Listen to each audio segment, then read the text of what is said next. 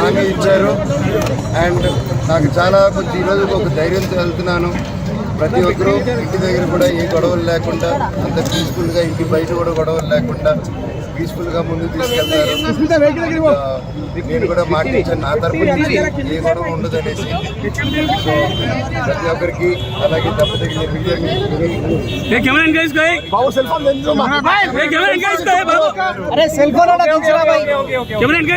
లేరు.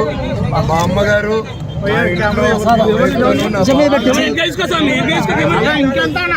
రిపోర్ట్ చూశాను, ఇంటర్వ్యూ. మా అమ్మ హాస్పిటల్లో అడ్మిట్ అయినారని చెప్పారు. దయచేసి వాడారు.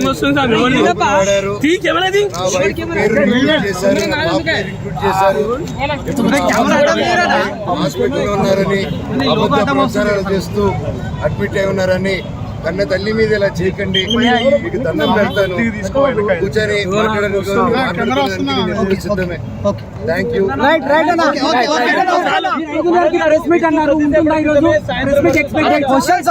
చచ్చిపోతున్నాము.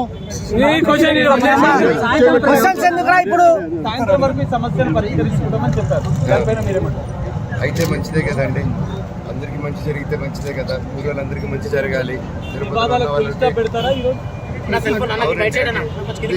వినయ్ గారు కూడా తిరుపతిలో వినయ్ గారు చేసే విషయాలు కొన్ని నచ్చట్లేదు నాకు.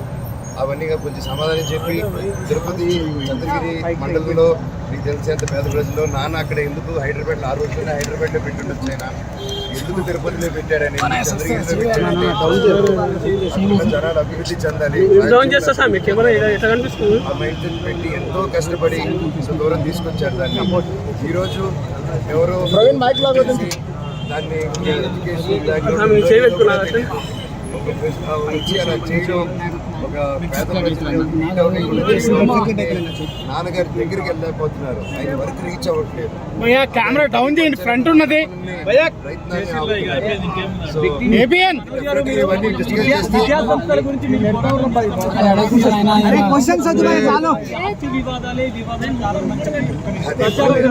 మీకు కూడా తెలుసండి. సాయంత్రం ప్రెస్ మీట్ ఉందా?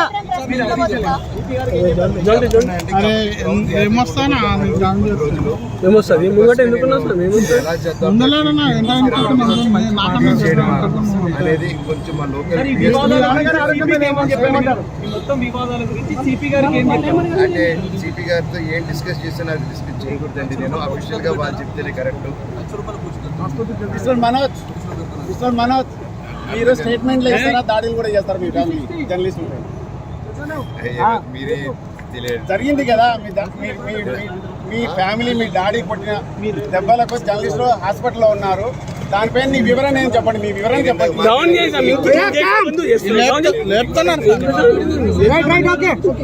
Okay bye. మాపురా బాబు చచ్చిపోతారు, గుర్తలు వచ్చకపోయి ఫోన్ ఎవరు సెల్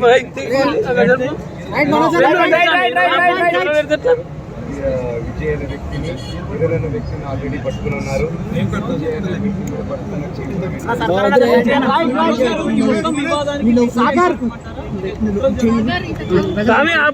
చేతుల్లో కెమెరా పట్టుకొని చూడు తెలుస్తుంది.